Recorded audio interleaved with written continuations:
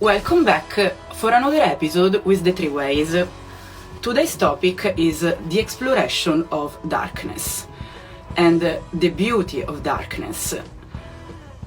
Since many of you don't understand the whole meaning of darkness, we will share more informations and also the difference between bad thoughts and dark thoughts. Ciao Sandina, how are you? Oh, good. How are you? Good.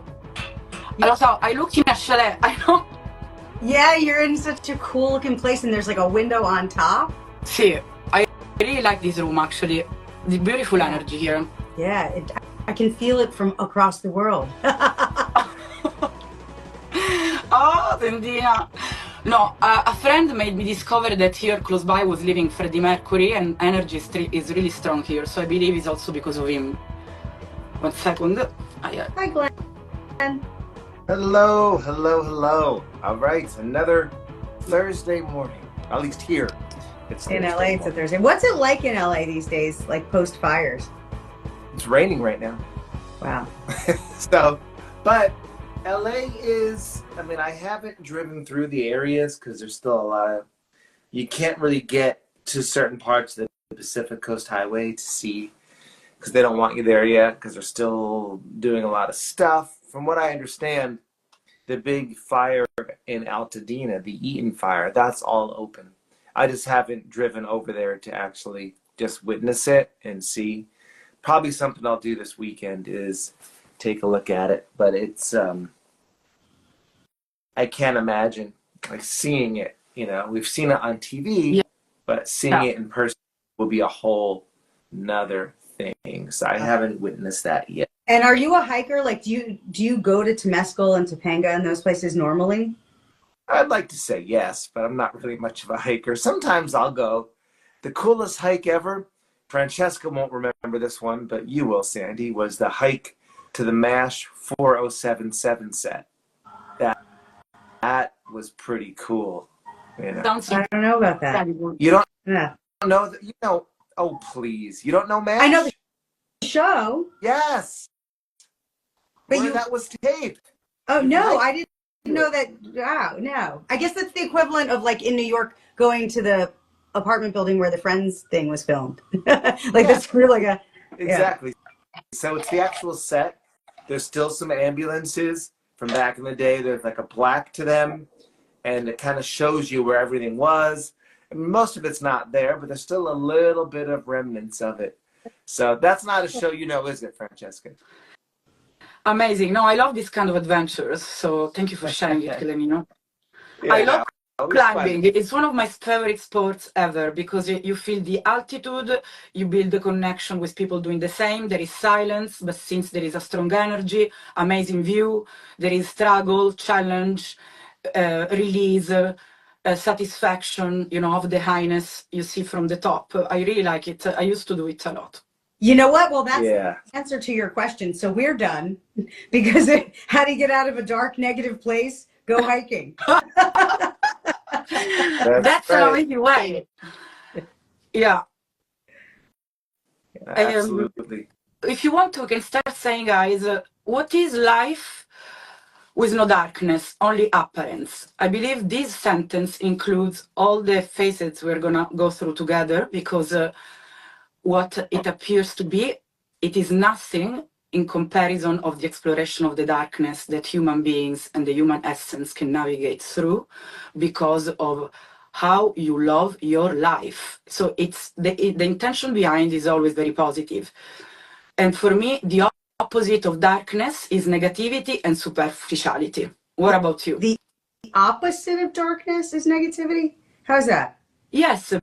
Because negativity is the avoidance of darkness. That's why I believe I've been going through this topic a lot. And the simplest way to explain this is darkness is part of life, is not negative. Without darkness, we wouldn't be human beings, we would be robots. For example, we can talk about robots because now they exist. But the thing is, negativity is the avoidance of the root of the darkness, so of the reason of the darkness, and so it is the opposite, because if you don't do this work to explore darkness, you become negative. So it's completely the opposite. I hear what you're saying. I'd love to hear what Glenn has to say. I have really strong thoughts on it. I I don't I think the words, I mean, I know you know the words you're using, but I think I have a different kind of definition of how you're describing it, just in my own definition. So I really think that the problem is our judgment of our negative thinking is what really brings the issue.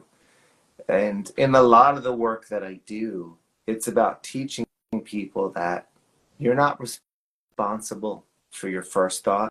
Sometimes you're not even responsible for your second or third thought. Thoughts come and go. Like, I didn't ask for this thought to be in my head. I didn't ask to feel this way when I look at something. But then I realized, all right, if I don't judge it, I do have a say so for my first action. Or I have. Let's debate. Let's debate here together, guys. For me, the judgment is the intention of going deeper. It's positive. That's why I believe critics and judgments, if they're based on a foundation of truth and not of an accuse just to attack, they are good judgments. So the judgment is, of course, the work you do to go through darkness. But the positive effect, of course, to go against me if you don't agree, is negativity. Because the judgment cannot be negative. It's going deep. That's what it is for me, the judgment, which is felt negative by the avoidant. So avoiding and negativity are the opposite of judgment, good judgments, and darkness, in my opinion. Then, I don't know. I believe that both of you are sort of pointing at the same thing. But to even just look to define each one of those words, when you talk about darkness, I think you're talking about going into your shadow side, to look at things that may be difficult for someone, look at things that maybe you had been avoiding, and it is negative to avoid greed, right? Because that's resistance. But what we're calling dark or shadow or bad or wrong or scary, right? That in and of itself is an opinion. I had somebody who's so amazing, so beautiful, so wonderful recently say to me about, we're all sexually very different, and there's sort of that middle place. Like if you go out with somebody for the first time, or you get together with somebody for the first time, we all know that baseline stuff that's going to be considered safe. Nobody's going to think you're weird. Like we all know sort of like the regular sex things you can do, but then outside of it, we don't always want to show those sides to people because they may judge us or reject us, right? So we all sort of come to that middle common denominator place when it comes to being intimate, right? And so this person who is so amazing and wonderful has these preferences, has these, whether you call them fetishes or whatever, that she finds to be, scary to let other people see. And so she said, look, I need to really look into this darkness, this shadow side, to see what caused it, my childhood things. And I'm like, or you could just look at it as your preference and that there's nothing wrong with you and just enjoy it. So for something she'd been avoiding for so long and considered a problem, what if it's just, I like ketchup or I don't like ketchup? That's your thing. And stop looking at it like there's even something wrong with it. No, because that's this comparison with the ketchup is very funny and very simple for people to understand, but we can't make it always so positive if we have to go deeper, because the things have to switch off and on, and if you don't cut through as a knife does, you don't really get rid of either the negative or the avoidance. Like if people feel so guilty, it's their own fault. Like, don't feel guilty, move on. But if someone is making you feel guilty, then it's your problem. Like, sorry, but maybe because I've grown up with lots of intensity, so for me it comes naturally. Admit, people that have been avoiding all their life, the last thing they want to hear is what I'm saying now. I understand, but the thing is, we can not make it superfluous and looking nice and feeling nice, because the nice feeling comes afterwards. I think most people would agree with what you're saying, Francesca. And I have a question, and if it's hard to answer specifically, Glenn can probably come up with a specific answer. What is something that would be a specific dark thing that people would avoid. Name it. What is the thing that you guys are talking about? What is it? Something really bad, suicide. Someone really that wants to suicide will never say it. Someone that wants to suicide won't say it. So it's the avoidance, the problem of the matter. So we have many suicides in this world, many old, very young people because of the dark web, because of these games, insecurities. So it's a matter that is truly occurring often. And let's remember that is the avoidance the problem. The issue is truly the avoidance person, not someone. So suicide is going to be a symptom of So something that how makes you to, want, right? So what's the thing that comes before it, right? So suicide is a symptom. I want to kill myself because this thing is no good. So what's the thing? What's the thing? if you don't cut through, the person will always think and have the mindset that wants to suicide and won't even say it. So to cut through brings the matter into the open. So to be nice, sometimes it depends on the problem, to be nice and to make it nice is not always helpful because people don't want to be pitied. They want to be woken up in those bad cases. We are talking about deep darkness that has been avoided for a long time.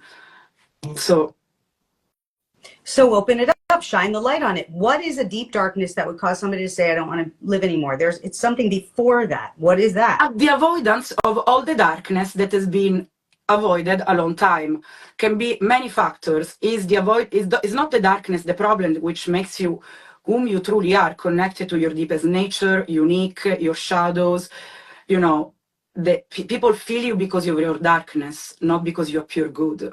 So it's important to... So, as the concept you're talking about, it's such a kind of a big concept. Yeah, and I know because I've been talking to many specifics. people that wanted to suicide, so...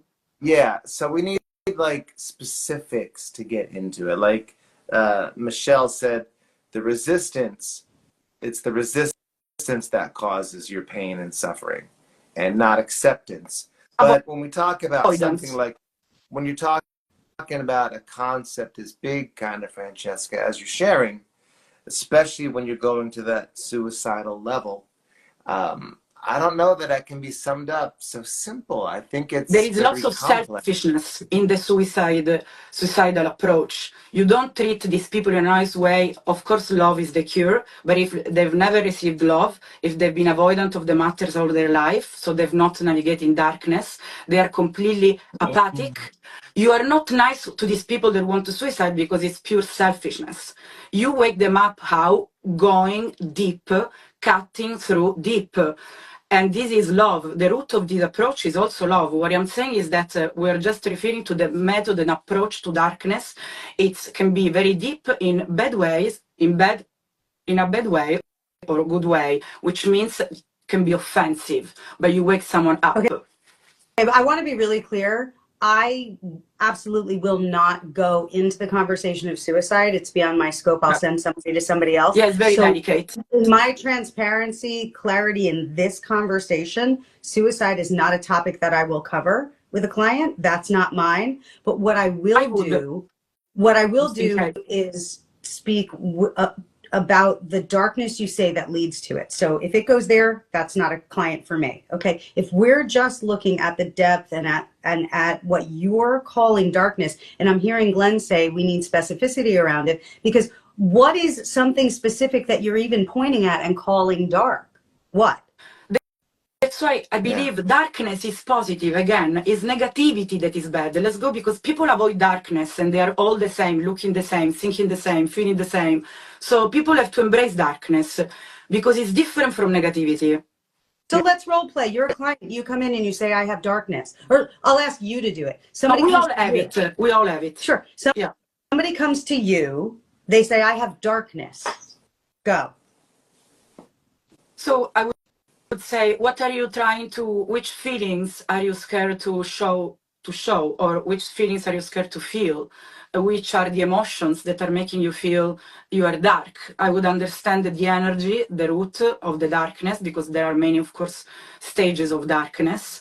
Can be poetic, can be sexual, can be intellectual. We have many stages and depths, different depths. So from a scientific perspective, the client came into you and they just said, I'm scared because there's a monster under the bed and you're the mother. So you turn on the light, you pick up the covers, you go, look, oh my goodness, there is. And then you pull out the dust bunny and you give it a name. Because scientifically, when somebody's in freak out mode, there's a certain part of the back of the brain, the amygdala, that lights up, okay? Uh-oh, danger, uh-oh, danger, uh-oh, danger. So they're coming to you and they're saying, uh-oh, danger, there's a monster under my bed, I have darkness, okay? So Yeah. you're the mother, you turn on the light, you pick up the thing, you pull out the dust bunny, you go, here it is. Now you name it. Literally a different part of the front of the brain lights up when you give it a name for a few reasons. Number one, the front part of the brain, which is the only part that has logic, and it's the teeniest, weeniest part of your brain, okay? The part that has logic also has language. The part that is afraid does not have logic and does not have language. So they come in freaking out. They don't have access to higher thinking. When you give the monster a name, literally the name part, which is the logic part, which is the smart part of the brain, lights up, giving them access to their own clarity, and then they can find their own way. No one can ever drag someone into or out of a dark situation. The only thing we as healers ever are doing is holding a space for someone to find an alignment, a connection with their own inner being, and they can't do it unless both parts of the brain are harmonized. You name the monster, you open up the naming part of the brain, their logic now can absorb any direction from there. Without it, they can't. Yeah, never let go for a child, most of all, of the monster. You have to embrace it and face it together. That's a beautiful point. And because you embrace it and face it together, now we're dividing together that there is no such thing as darkness. We just think there is. So it's No, the thank darkness. God there is. The darkness, for me, is super sexy. I will never be able to live without darkness, which means, you know, something that is not only superfluous and visible, the hidden must be there. You're talking about contrast. You don't know what high is unless you know what low is. You can feel right? So that it. dancing is what's sexy. I know it because I can feel it. So it's about feeling it. I guess I don't relate to it in those terms. Okay. That's Yes, just not. tell us. That's I will say from what Sandy said, a much easier way to say it is when you label your emotions, when you identify your emotions, they don't have as much power over you. So if you're feeling down in the dumps and really sad one day, you're like, you know what? I'm really feeling hurt over this issue. When you label it, identify it, you gain your power back. And you know that when we talk about things like suicide or we talk about things like addiction, those are, as even we label in programs, they are selfish acts. However, there's a lie that many people believe that the world would be better off without them. And they truly believe that lie and that thinking. And so in that case, it's not a one-size-fits-all type of answer. You know, some people do need support, love, and connection when they're in that place. Others need a little bit of tough love. Others needs to be woken up and shaken up. I don't believe it's one size fits all when it comes to these type of things, you know. So, and that's okay if we think about it a little differently, but I've worked, you know, I work into addiction centers. It's no joke what the people have been through that I've worked with. Negativity is the avoidance of darkness. You become addicted when you don't participate to the darkness because you become disconnected and you become addicted. We know, thanks to spirituality, that participation, it's darkness too, and light. You participate into the dark and in light. That's spirituality. While addiction is the avoidance of participation. That's why you need the drug. So it's negativity, in my opinion. Not I gotta say, I'm really on Francesca's side, and you know, Glenn, I love you more than the world. No. And I understand. I think we're all right. Yeah.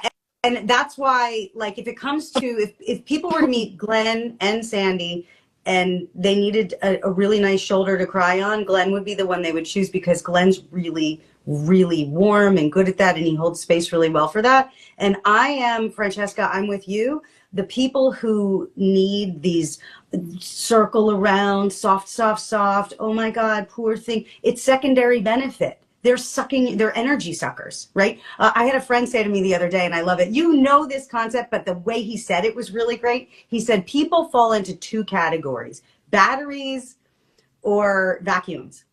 And the batteries are the ones who bring the energy, and the vacuums are the ones who suck it. And a lot of people are holding on to their problems, their stories, because they're vacuums. It's just, there's the benefit of getting attention, and I won't give enabling attention to anyone. So I'm more of what you would call tough love. But I believe I know many people I adore that are addicted and they don't suck my energy. What sucks my energy is the fake. I hate fake so much. And of course they are faking the sensation themselves, but often addicted people, they are very fun even in the moment. I don't love them for this, but you know, it doesn't disturb me as it disturbs me someone fake. So I believe the problem of long-term addictions is that you end up being fake. That's the problem. Because you disconnect from the truth of pleasure, of things. So the problem is exactly this, is the long-term situation. You become fake, no matter what, because you disconnect from your emotions. It is true that the emotion is in 1 second, but it is the awareness of that 1 second that makes you whom you are too. And it lasts too. So it's important to embrace the emotional intelligence, which the drug doesn't give you, because you feel it only with the external help, and you become totally apathic after many years of drugs.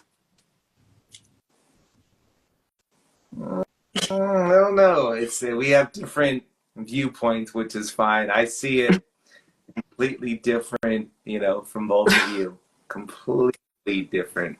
But like, it's like sometimes when you're a studio musician, I'm playing a guitar solo, and the producer says, "I need it more blue, man. You're playing too red."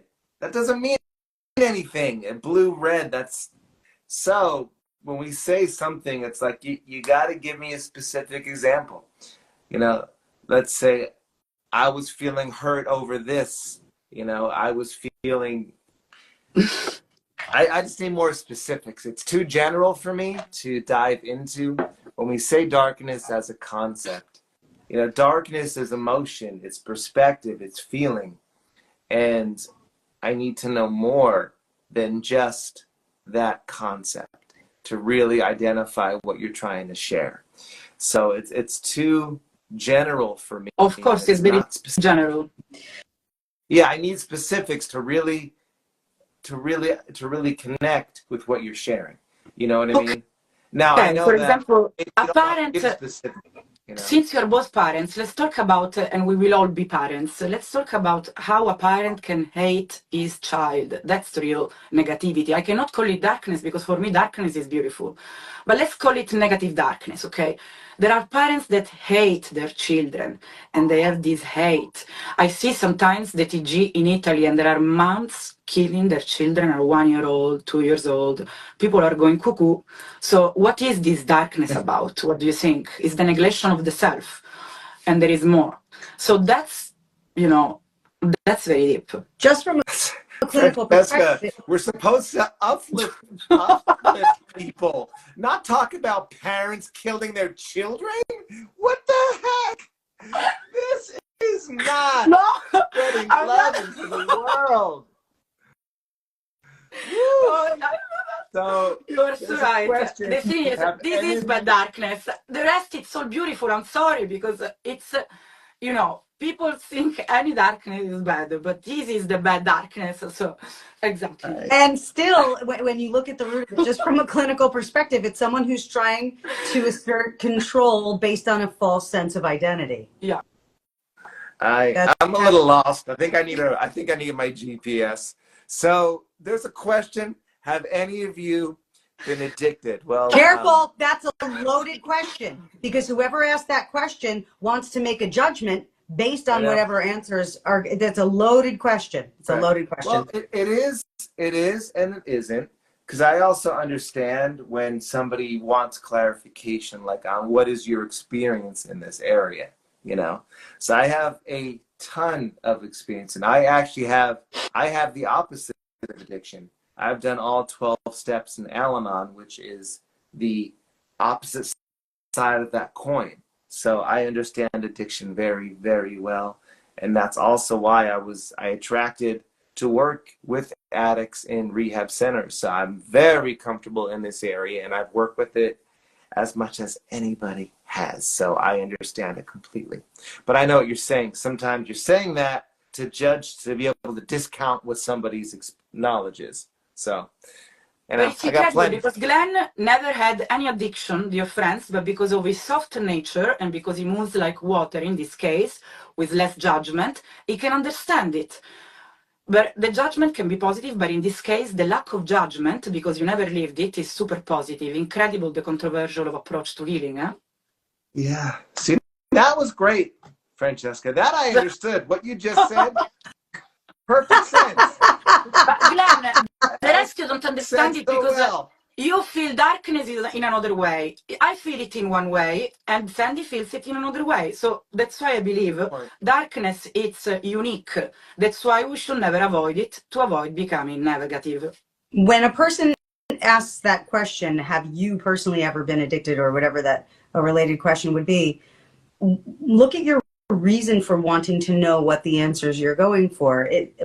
When you get a group of addicts together, even recovered or recovering addicts together, they'll often, stand up and introduce themselves and say, I am this kind of addict, right? They identify as that in the meetings, right? You see in AA, hi, I'm so-and-so, I'm an alcoholic, right? And there's so much value to that. These programs are tried and true. And at the same time, from an energy perspective and from an evolution perspective, you've limited yourself. Every single time you identify yourself and label it with that, because you could also stand up every day and say, hi, my name is Francesca and I like the color blue. You have chosen to make that your identity. And so if an addict is wanting to communicate with someone else who identifies as an addict, while that's perfectly fine and wonderful and can be really helpful for both people, it also is suggesting that there is a certain need and condition, because if you can't meet this need and condition, then I can't be okay. So it's self-limiting to need a certain condition in order to have certain. But that's not why they say it. That's not why they say it, Sandy. So the reason you say it is to get out of resistance and get into acceptance. That's perfect. To accept, fine. but then to get out of resistance and to get out of acceptance is a fine thing, but it doesn't mean that this is the only way to do it. It doesn't mean, and I'm not saying that is bad. I never said it's bad. I never said it's wrong. I never said anybody should stop. I never said it doesn't have value. But what I am saying is it is identifying, black and white. It's identifying in a certain way, and that's a choice. And that's a choice, and there's a secondary benefit to that. Also, because now people having addictions to food, they even use it as an excuse to be seen having the addiction to food and to be foodies. You're not foodies. That is secondary benefit. So, yes. while before, the more visible it was, at least that's how it worked for me for joints, the more I made it visible to myself, to my mom, to my ex-friends.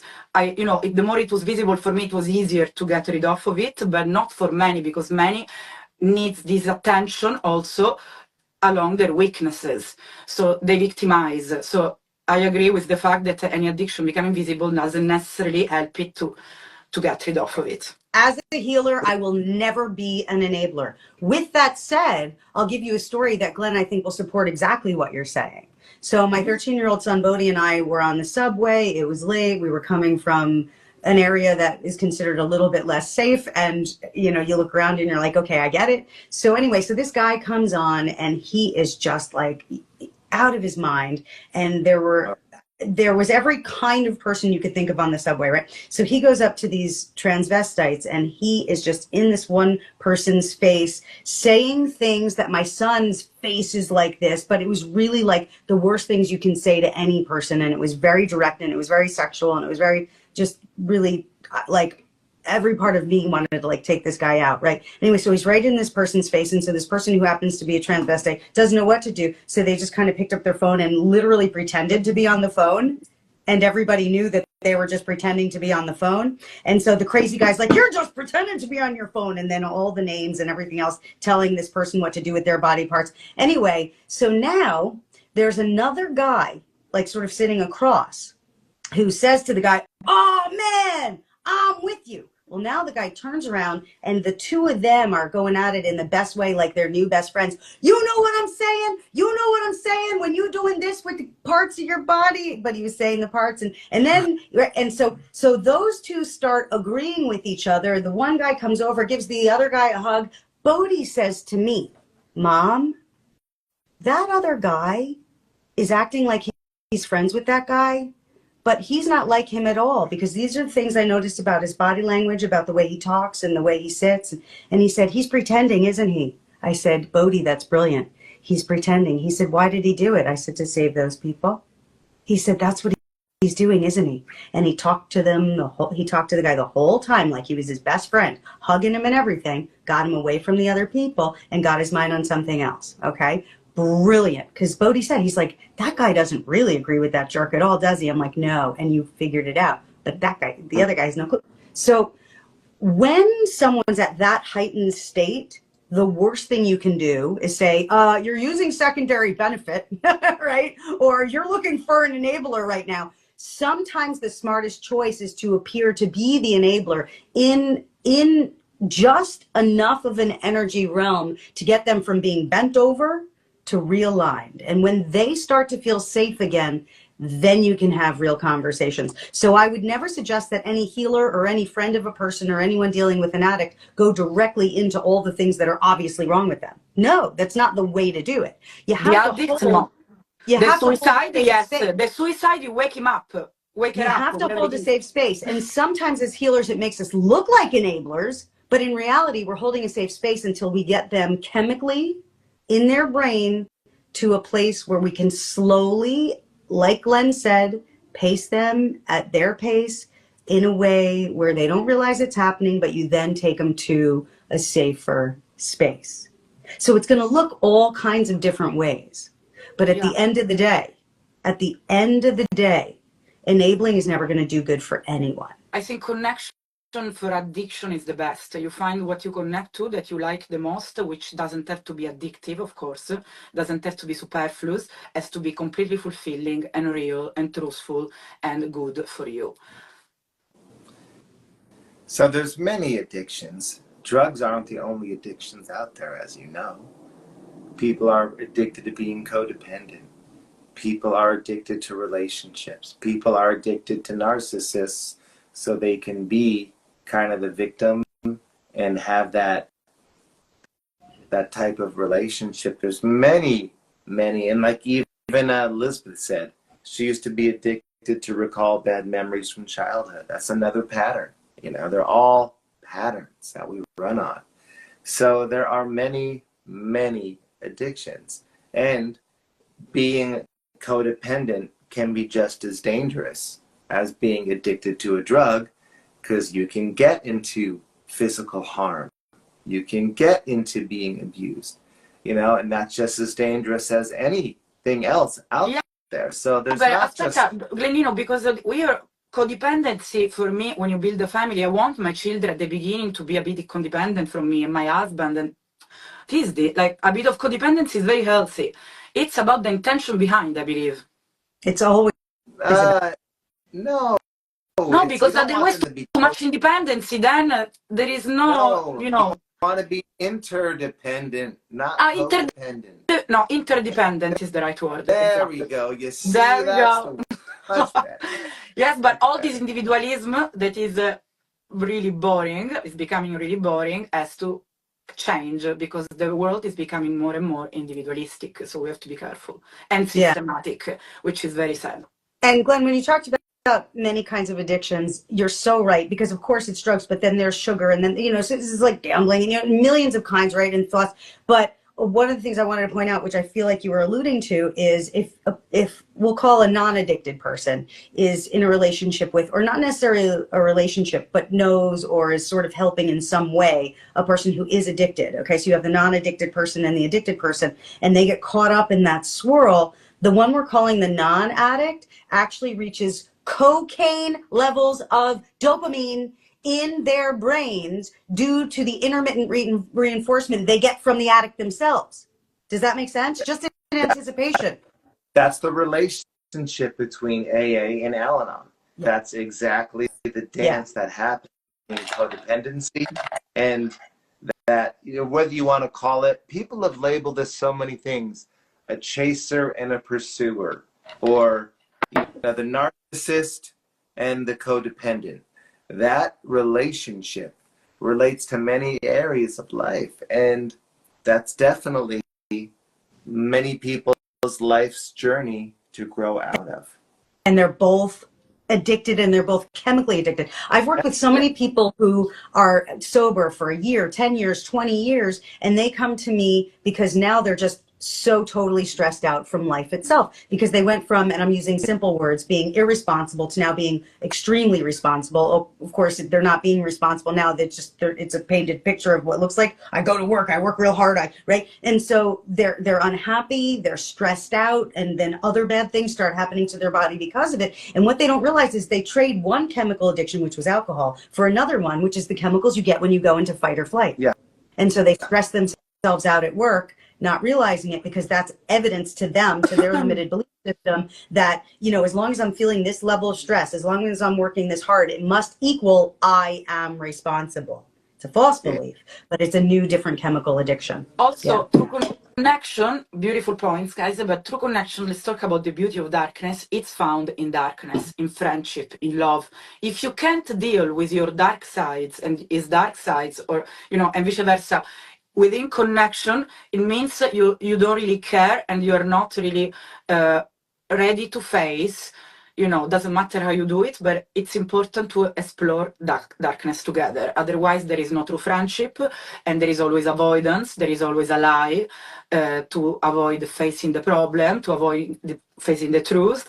And I wouldn't rely on a friendship or on a love that doesn't navigate darkness. Because I think when you say darkness, now I'm sort of translating in my own head. You're beyond of the obvious. The things like light and shiny would be the things that you would post on Instagram, and darkness is realness. I think when you say darkness, you mean realness, like nakedness, right? No, I believe beyond the obvious. So can also be bad, but it's not negative because you're facing it. So okay, so yeah, beyond it's just the an obvious. interesting word to use for vulnerability, exposure, I think, is kind of where maybe you're going with that word darkness. I think darkness is very, you know, we can generalize. It's everything. Everything can be dark or full of light. It depends how the energy is perceived to. Depends. I'd rather just goof around than be happy. Just be silly, tell jokes, make it light, make life. No. I think I've had to enough. make it. I've had enough of that in my past. Of you know. So I don't like I want to joke around. I'll throw a Of course, movie theater, but darkness. I'll popcorn in your hair and we'll laugh. Yes, but darkness is not boring at all. I'll eat popcorn out of your hair, Glenn. There you go. If you have 10 hours by car and you're driving with someone, you want to talk about the beyond. You want to talk about things you never shared about before. For me, to talk about the same things, or, you know, it's a bit boring to be repetitive. It's very important to explore matters together. Not if I keep you laughing, then you're good. Yeah, and I hear both of you, and I hear what you're saying. I think, Francesca, it also comes down to like how you were raised, or what were the expectations of you growing up, because these things that you're calling darkness or beyond, you know, sort of the ordinary space, I live in those spaces. You know, my world. But of course you do, guys. Otherwise, why would you do what you do? Like, it's obvious. Yeah. I mean, working in the invisible, it's exploring darkness, which is not the same as negativity. Sorry if I repeat it, but because people are very ignorant, and they can't stand people rejecting darkness because they don't live. And those are the people judging for real, superficial people, not the ones that see it and judge it and make you feel what it is. So in both my practice and my life, there's no topic off limits. There's no separation between being real and fake life, you know? Yeah, for me, fake life is the real cancer of this planet. Fake people, fake, you know, products, images. I actually fully agree with you. You're right. They make you so dragged. Mamma mia. It's incredible. I understand because, I talk to people. I feel what they feel. Yeah. Yeah. So being real, life is very difficult for a lot of people. It isn't, as Rocky says, it's not all sunshine and rainbows. So just being real and connecting like I do in my groups, where we talk about real life, the real emotions you feel, and then just don't, you connect, you talk about it, and then you talk about how to shift it so you can see a beautiful world, so you can see a world that's goofy and funny and light. Of And course. so just, you know what I mean? But being real, I just don't equate that with the term darkness the way you use it, but authentic, real conversations. For me, darkness is truth, because how do you find out the truth? By cutting through. By cutting through, you're exploring darkness. Real. So truth is the result, is light as a result for exploring darkness. So that was a long way to go to figure out your definition. I know, but now I get what you're saying. So that's like, we're not really, none of us is really saying anything different. But there's an author named Voltaire, and he said, God is a comedian performing for an audience who's too scared to laugh. Wow, yeah. Sorry, repeat it, Sandy. That's pretty good. God is a comedian performing for an audience who's too scared to laugh. Yeah. And also is the one creating the dramas of the world. I'm joking. Well, then if God's the one who created drama, God is definitely a girl, because then nobody. So I think the connection with God, which is everything.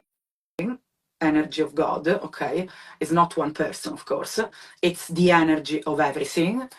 It's you enter in touch with God only in darkness. So what is darkness? How can you explain what is darkness if it has so many stages? It's so, we can generalize, but it can be felt truly, and it's very positive in my opinion. There is no darkness. What I feel you describing as darkness is separation from who you really are. But you never fully get separated. You're just pulling away. And so darkness cannot be separation, Sandine. I'm sorry. It's actually the wholeness of what you are. Because if you don't explore the darkness, the light is fake. The true light, which everyone has, looking good, appearing good, is not the real light. The real light is when you are able to navigate darkness, and the light is real because you switch on into something that is dark, and so is real. It's not only appearance, it is pure depth with light. So it is the real sexiness of human beings. So, Miss Sandy, to end on your note, when you said you think God is a woman, there's a reason we call it Mother Nature, because Mother Nature can't make up her mind. One day she's hot out, one day she's cold, one day she's raining, one day she's but it's sunny. Just she's going through menopause. She's going through menopause. Give her a minute. How many years do I have to give it? Do you know how many I've given it so far? That's amazing. All right, you guys, let's wrap it up. I got some training to do. And yes, so 45 minutes. We are done. Guys, how do you want to end this? And then I say something too. Closing words, Glenn. Mother Nature is a woman. Just notice her. my closing words are feminine energy. Maybe we can agree with that, because if you embrace, if you understand, it's a feminine energy, not a woman, feminine energy. Absolutely. There is one stream, and that stream is well-being. You're allowing it. You're allowing the flow, or you're going against it, and that's it. Me, I would say yes. Would be nice if everyone could write on a piece of paper the darkest side they never shared before. Why? Because that's where sexiness is laying, hiding. And your empowerment too, because what is hidden often is not only an addiction, but also what is powerful. And not like everyone say, shine your light, the light is yours, which I often hear of myself, and I think, I say, no, really, it's important to explore your dark sides because you would be in touch with your true nature and with your love also. It's very important. Navigate it together. All right, you guys. We'll see everybody very soon. Guys, so nice to see you as always. This is great. This is love. This is love. Mwah. Bye, Baci. See you soon. everybody.